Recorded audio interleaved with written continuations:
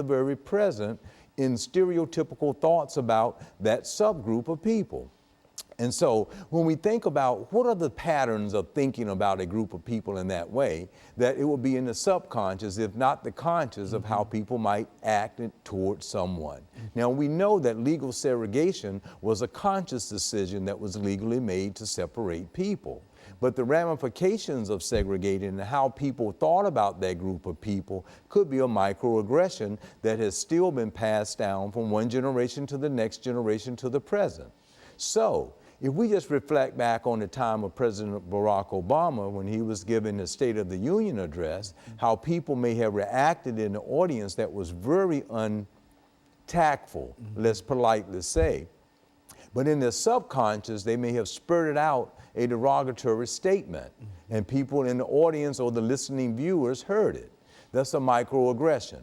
And we can think of many other types of examples that people might be experiencing with people on a daily basis. And you might be a very ethical, church-going person, and you might be in a restaurant waiting on being served, and someone might act and behave in a very microaggressive way where you notice them treat one table one way, when they come to you, they treat you totally indifferently. And they would say, well, no, I didn't mean to do that at all. I have some very good friends that are African American or LGBTQ or females, but I just don't act that way. But if you show it back on video, you really see that they are doing it. So if we looked at some of the social problems and concerns of today as to how officers disproportionately kill people, it could be something in the subconscious of a person. In the most recent incident of a person mistakenly walking into an apartment, seeing someone else that's there, and instead of thinking about, oh, this might be someone else's apartment, or if that was a person that I made the mistake, they put out their gun and they shoot them. The microaggression could be operating in the mind, in the subconscious, to make an action become very fatal. Now, these types of fatal attractions and actions of microaggression sometimes can become very stressful for certain people, say in the workplace. If you take an example of a microaggression and you might make a very good and intelligent comment, and then it goes around and you're not listened to, you will leave as an individual and say, well, I won't know why my thought and idea was not accepted, but someone else's was. And if you ask that person, well, did you deliberately not hear what they said? Well, that person indicated that suggestion and it was just not listened to. That would be in the subconscious of the person to treat you in that type of a way, in the subconscious. And this impacts minorities and other groups of people when they are treated or left out in that way. So, in other words, Doctor, would you say that in order for individuals to be all that they can be, yes, and especially in the area of race, and you want to be fair and et cetera, is that you have to be conscious of the fact of projecting microaggressive behavior, even though the individual that exudes the microaggression might not even be aware that they are doing so. Absolutely. So we can live in a very strong culture that is very well known to be racist and sexist. And you could have someone that might just create a particular commercial. And in that commercial, in the subconscious, might target a certain group of people who are very racist, and they might be very outward, that's overt racism in their ways and beings. But a political candidate might have a microaggressive action toward targeting that group by having some subtle things to say, well, I'm going to support those racist ways, but I'm not going to say it, but in a indirect way, I'm going to indicate that, so you now vote for me, and that's a microaggression. Don't monkey around with this. Absolutely. That's a microaggression. You're good. That's right. It is that term that is very stereotypical, and people within that subgroup know exactly what was meant, and people of that minority group knew exactly what it was meant. However, that person, if you talk with them, oh no, I did not mean that at all.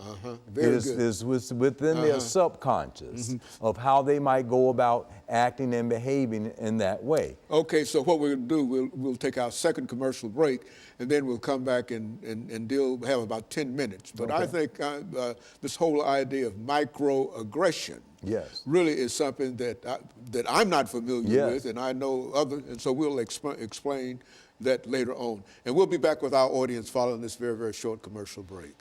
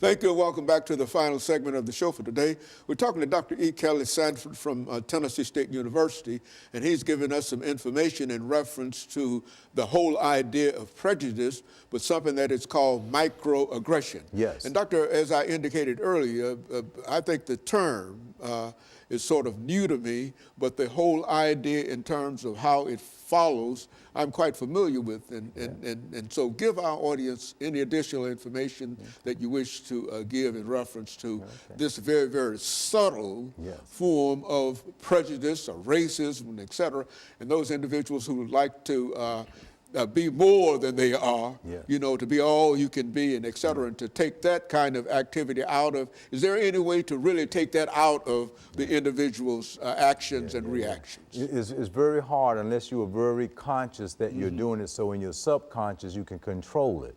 But what we have to understand from our opening segment is that race is defined as a category of people who have historically been defined as inferior while others are superior based on alleged or real physical characteristics. And that whole alleged aspect filters into the notion of stereotype, which is an overgeneralization that a group of people in the dominant group might have of those in the minority group, such as African Americans, Native Americans, Latino, any other ethnic group that's considered in the subordinate group, or LGBTQ, or women that falls in that subordinate group. And that overgeneralization in their mind of how they think about that group of people, and particularly since historically they've looked at that group as being inferior. Hence, the notion of a microaggression is something that's in the subconscious. You don't intentionally think that you're doing it, but it could be a frown. It could be a gesture. You don't even know that you're doing it. You don't realize that you're doing it. You could be going into the elevator, and then while you're in there, someone might clench their pocketbook. Or you might just be walking down the street, and a mother might be walking, and the children might be behind them. You saw 5 other people, but as soon as your face was presented, you will see the microaggression of them waiting up for the children. Say, come on, baby, now, because they got this fear that something is going to happen. Before the segment ended, we see how people play into microaggressions on a political basis. And although they know that the racist group are out there, and they know that microaggression is live and well, so they will actually maybe formulate a commercial that kind of filters into that unintentional way of tagging or targeting a certain group of people just for a vote. And people will use that. At the end of the section, we talked about one person that referred to an African American and during his speech made a comment that was very derogatory historically of how people looked at an ethnic group as, with the use of the term of a monkey, and that was a very racist, but that person would say, oh, I didn't mean that by it. You see. And so, yes, so that was a very racist model that was very subtle, but this is how a microaggression operates in a way. And so those individuals who are involved in advertising and involved in trying to convince folks of a different point of view has to be very much aware Yes. of this idea of microaggression, Yes. even though he or she might not use the term itself. Is that what we're saying? That's exactly. And when they are consciously doing it, that's when it moves from it being an unintentional to being intentional, and it could be a very racist type of a commercial. And if you see a commercial that says that I'm for everyone, but when you look at the commercial, it doesn't look like, let's just take for an example, Nashville, but it just looks like a subgroup of people in Nashville, but not the diversity that actually exists here. So there can be some subtleties when you think of in terms of, and I would hope your listening audience would look it up. It's just microaggression, microaggression, and think in terms of, say, groups of people that might see someone that's auditioning for something, and they might have a micro unconscious type of a thought about that person that then they will dictate that they are low in scoring versus another person, and they would say, no, I did it objectively. It could be a microaggression that will cause them not to be fair in their assessment. Well, and when you talk to, like in a focus group, I bring it back to sociology, and if you talk to usually minorities, they can just give you a large number of examples of how they experience that. And I'm not excluding, say, European American women from the same type of a minority group who have historically been denied of certain types of opportunities or voice, and think that the dominant group controls with the Me Too movement, but there are still some microaggressions that women have to be confronted with that might silence them for X amount of years because of that, and they've been complacent. But now, with the movement, people are stepping out and saying certain items and bringing out those traits that are there that are very sexist. And this will make for a better world if we can all become more conscious of this whole fact of how we send out microaggressions and how we receive microaggressions. Yes. Very good. Yes. And I've never been involved, never heard of that, you see, but I understand it. That's very subtle kind of thing. Subtle. And the individual who might send it out might not even understand that he or she is sending out that microaggression. That's so true. And if I got one second to comment, you might have someone that has gone through diversity training and they are told how to treat everyone that comes in for a cup of coffee and some biscuits and eggs and bacon and sausage the same.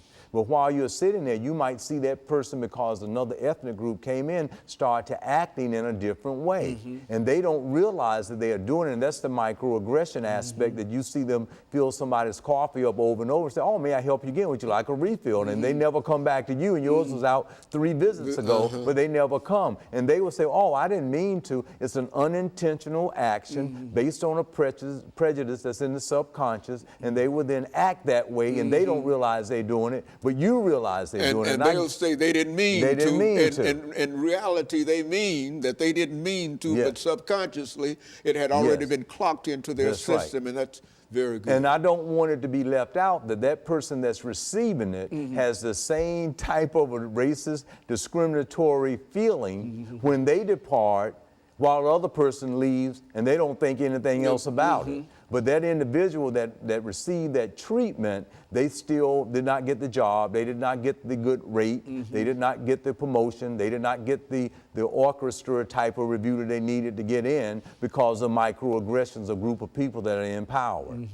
The human mind is something else. That's Doctor. right. I mean, it's really, and you have to always be on guard in terms of if you wish to, what we call be all that you can be and et cetera, treat everybody equally and et cetera. You got to be aware of many, many things that are important, because you might declare that you are 100% human. Yes. No prejudices and et cetera, but subconsciously it still comes out, and we have to be aware of the kind of subconscious signals that we are sending, because those subconscious signals can be almost as strong as the words that we use. And that's embedded in our culture. It's embedded in the socialization process. It is embedded sometimes what we don't do as well as what we do.